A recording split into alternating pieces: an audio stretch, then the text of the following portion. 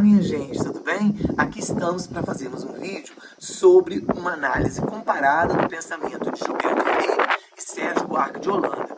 Ambos esses autores são considerados os pais fundadores do pensamento sociológico brasileiro. Gilberto Freire escreve uma obra, entre muitas outras, que veio a se tornar um clássico da literatura sociológica brasileira, que foi Casagrande Senzala. E Sérgio Buarque de Holanda, ali em 36, 37, escreve uma outra obra também considerado um clássico da literatura sociológica brasileira, chamada Raízes do Brasil, em que pese o fato de terem escrito na era Vargas, um em 33/34, o outro em 36/37, são pensamentos bastante distintos sobre as origens do Brasil, sobre a formação social e econômica do Brasil. Gilberto Freire aponta para a ideia de uma Casagrande e Senzala, em que pese o fato de ter havido a colonização, de ter havido estupros e abusos e até matança de índios ou de indígenas por parte dos portugueses e ter havido a escravidão negra compulsória oriunda de África, ele imagina que há uma sociedade mestiça, é uma sociedade híbrida. O produto final da colonização brasileira,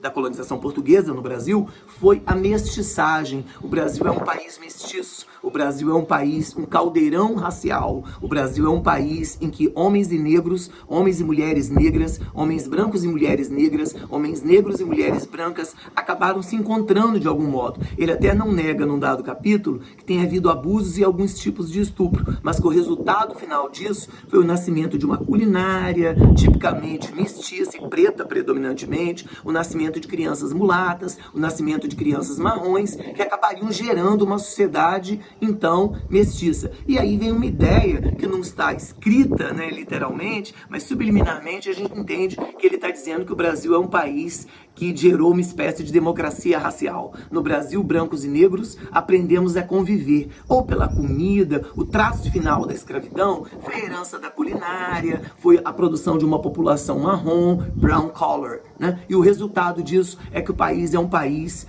do E, né? Desse aditivo E. Tanto é que as demais obras dele são Ordem e Progresso, Sobrados e Mocambos. Então ele vai sempre dando a ideia, mesmo no século XIX e no século XX, o Brasil é um país que se soma, não é um país que tem um pendor para a revolução, não é um país que tem um pendor para a dissolução, para a centrifugação. Ao contrário, é um país que se soma, que se acopla, que se junta, que se reúne. Para a era Vargas, convenhamos que o Gilberto Freire foi bastante necessário, porque para um discurso nacionalista que queria negar a luta de classes e as desigualdades raciais e até mesmo de gênero, o discurso de Gilberto Freire é um discurso que vai ao encontro, não é de encontro, né? Vai ao encontro da demanda varguista de um Estado que unisse o Brasil. E ele produz uma obra, Casagrande e Senzala, em que o Brasil é esse país de encontros. O Brasil são almas sofridas que de algum modo se encontram e produzem um brasileiro típico,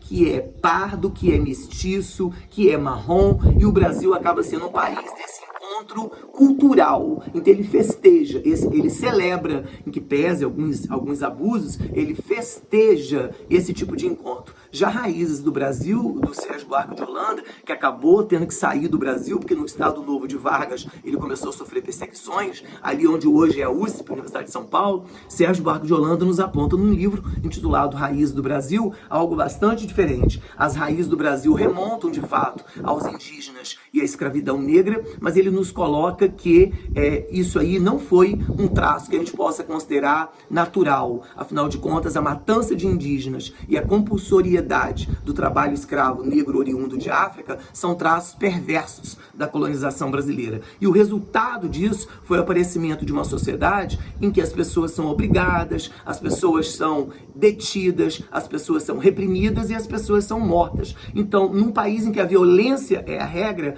qual é a tendência? Como é que as pessoas se manifestam? O brasileiro típico, né, tem lá um capítulo específico dele em que ele fala disso, o brasileiro típico é um homem cordial, mas não se enganem com a palavra. O homem cordial é aquele que age com os acordes do coração. E quando você age com os acordes do coração, você tanto pode agir pelos acordes do coração de maneira amorosa, como você pode agir pelo ódio, você pode agir de maneira furiosa. Porque numa sociedade em que as pessoas não são, aspas, educadas, não têm educação formal, não têm um padrão civilizatório de políticas públicas, as pessoas, quando, por exemplo, se rebelam, as pessoas tocam fogo em pneus, as pessoas fazem quebra-quebra, as pessoas depredam, Mas isso para ele não é um traço ruim. Isso aí é produto do fato de ter havido uma falta de educação cívica, né? O brasileiro não teve essa formação cívica porque é um brasileiro que foi escravizado ou um brasileiro que foi assassinado. E o resultado disso é um país que não aprendeu a lutar de maneira legal, inclusive, que não tem formação educacional para isso, educação formal, formação de escolas, para poder aprender a lutar pelos seus direitos, pelas suas bandeiras, pelas suas demandas, tá certo? Outro conceito que ele chama atenção é o fato de que quando a colonização começou, a coroa portuguesa era uma coroa falida. Então, para colonizar o Brasil e para administrar o Brasil, a coroa portuguesa dividiu o Brasil em 15 lotes de tamanho desigual e criou as capitanias hereditárias. E esse é o ponto. Se são capitanias hereditárias, transferiu para a iniciativa privada a responsabilidade da administração pública. E aí o capitão donatário, ele passa a capitania de pai para filho. Então vai criando esse vínculo e esse vício de que a administração pública é uma família que passa para o filho da família, que passa para o neto da família, para o sobrinho da família, para o parente da família, ou para um arranjo de uma outra pessoa ligada à família. Então a coisa pública, que era para ser uma coisa pública, acaba virando uma coisa de negócio de família, acaba virando uma coisa privada. O patrimônio público acaba sendo tratado como patrimônio privado e gerando enriquecimento ilícito de famílias que se revezam no poder. Começou com capitanias hereditárias e hoje prefeituras e governos de estado ficam passando o tempo inteiro de mão em mão, de pai para filho, para neto, famílias, para não dizer oligarquias, que ficam ali 40, 50, 60 anos, 70 anos, às vezes até mais de 100 anos no poder, às vezes até uma outra família, mas que tem um acordo político vinculado àquela família e não dá a oportunidade do novo. Então a mancha, a mácula deixada pela política é a mácula do patrimonialismo. E o que é o patrimonialismo? É a transformação da coisa pública em patrimônio privado, né? E aí o camarada diz com naturalidade: eu vou empregar meu filho porque eu vou empregar um estranho, eu tenho que doar o poder público ao meu filho. O meu filho vai ser o sucessor, vai ser meu secretário, porque se eu não confiar no meu filho, eu vou confiar em outros. Então a família enriquece às custas do Estado. E o que é concedido à população são migalhas. A população é quase que serva, para não dizer quase escrava desse poder público, que é a realidade que em grande medida está colocada até os dias de hoje no Brasil. Eu espero que vocês tenham entendido.